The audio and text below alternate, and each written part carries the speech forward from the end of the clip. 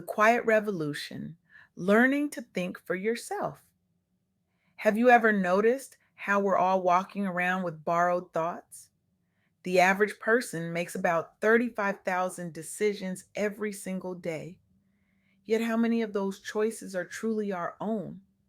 How many are simply echoes of what someone else told us to think, feel, or believe? I recently had the extraordinary privilege of interviewing three remarkable women, Kimberlee Burkett, Kimberly Orth, and Kimberly O'Neill, whose journeys illuminate what happens when we dare to think for ourselves. Their stories, shared with such raw honesty and quiet power, have transformed my understanding of what true independence looks like. These women aren't just succeeding by conventional metrics, they're redefining what success means through the revolutionary act of mental sovereignty in a world that profits from conformity. Let me ask you something. When was the last time you had an original thought? Not something you read online, not something your mother taught you, not something your boss expects you to believe. I mean, a thought that emerged purely from your own lived experience and reflection. If you're struggling to answer, you're not alone. We live in the age of outsourced thinking. We've delegated our opinions to influencers, our values to algorithms, our decisions to the crowd. And somewhere in that delegation, many of us, especially those whose voices have been historically marginalized, have lost something essential: the confidence to trust our own minds.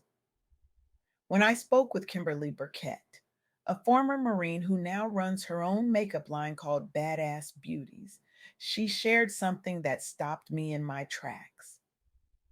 After leaving the structured environment of military service, she found herself at a crossroads, surrounded by voices telling her how a veteran should transition to civilian life.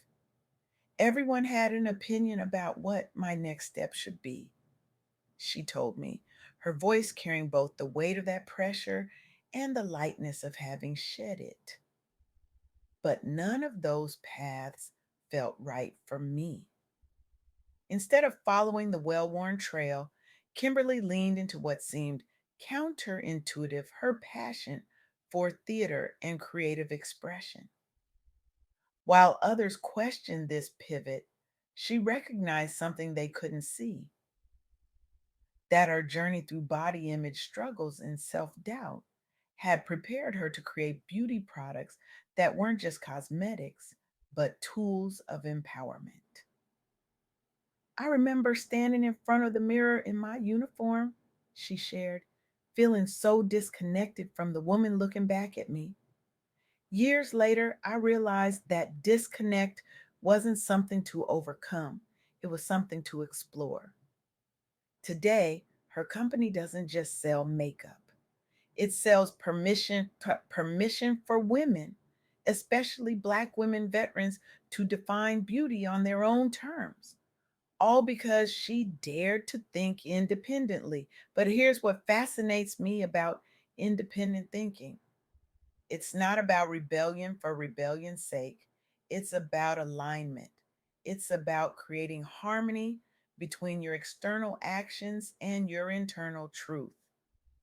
This brings me to Kimberly Orth, a private wealth advisor who built her practice by rejecting the one size fits all templates that dominate financial services. In an industry notorious for its lack of diversity, Kimberly recognized that true financial advice couldn't be generic. It had to be as unique as the individuals receiving it. The standard approach was to tell clients what to do based on industry benchmarks, Kimberly explained during our conversation. But I found that listening, truly listening to each client's unique circumstances, led to better outcomes than any textbook strategy. She told me about a client who came to her after being told by three other advisors that her financial goals were unrealistic. Rather than echoing that sentiment, Kimberly asked different questions.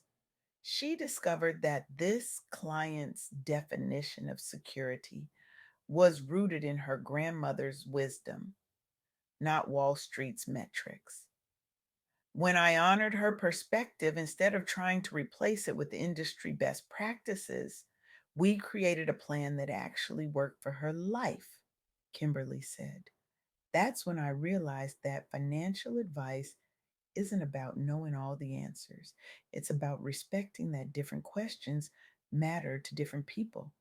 By thinking independently about what financial advice should look like, Kimberlee created a practice that empowers clients to make decisions aligned with their actual lives, not just their portfolios. Her success didn't come from following industry norms, but from questioning them. There's a pattern emerging here, isn't there? Independent thinking isn't just beneficial, it's transformative. But it requires something many of us have been conditioned to avoid: the willingness to stand alone, at least temporarily. Which brings me to perhaps the most powerful example I encountered: Kimberlee O'Neill, founder of modern day stay at home mom. When Kimberlee looked at mainstream portrayals of motherhood, particularly for Black mothers, she saw a glaring disconnect. The narrative simply didn't reflect her reality or the realities of women in her community. Rather than waiting for representation, she created it. I started modern day stay at home mom out of necessity, she told me with a laugh that carried both frustration and determination. I needed to see myself reflected in the motherhood conversation, and I knew other women did too. She described scrolling through parenting content online and feeling like an outsider looking in. It wasn't just that I didn't see faces that looked like mine, I didn't see lives that looked like mine either. The whole narrative about what makes a good mother seemed written for someone else. What began as a personal project has evolved into a platform that's reshaping cultural conversations around Black motherhood, family structures, and the value of domestic work. By rejecting borrowed narratives about what motherhood should look like, Kimberlee created space for authentic stories to emerge. Now, I can almost hear what some of you are thinking. That's great for them, but I'm not an entrepreneur or a public figure. How does this apply to my everyday life? Fair question. Let me answer with another question. What's the cost of not thinking for yourself? When we outsource our thinking, we outsource our power. We become spectators in our own lives, following scripts written by others, chasing goals that may not even matter to us, measuring success by standards we never consciously chose. And for those whose voices have been historically marginalized, this cost is often compounded. We navigate a world that has attempted to define us, constrain us, and speak for us. The act of thinking independently isn't just personally empowering, it's a form of resistance against systems designed to keep us from recognizing our own authority. Independent thinking requires three things that all of our featured women demonstrated: awareness, courage, and practice. Awareness means recognizing when you're operating on autopilot, following thoughts and beliefs you've inherited rather than examined. It means asking, is this really what I think or what I've been told to think? Courage is what happens next: the willingness to stand in the discomfort of uncertainty as you form your own perspective. It's the bravery to say, I don't know yet, but I'm going to figure it out for myself. In practice, that's the daily commitment to mental sovereignty, questioning assumptions, seeking diverse perspectives, and ultimately trusting your capacity to discern what's true and valuable for you. This isn't easy work. Our brains are efficiency machines, constantly looking for shortcuts. Adopting ready made thoughts is easier than crafting our own. But the women I interviewed remind us that the path of least resistance rarely leads to our most authentic lives. When Kimberlee Burkett trusted her instincts about merging her military experience with her passion for creative expression, she didn't just build a business, she reclaimed her narrative.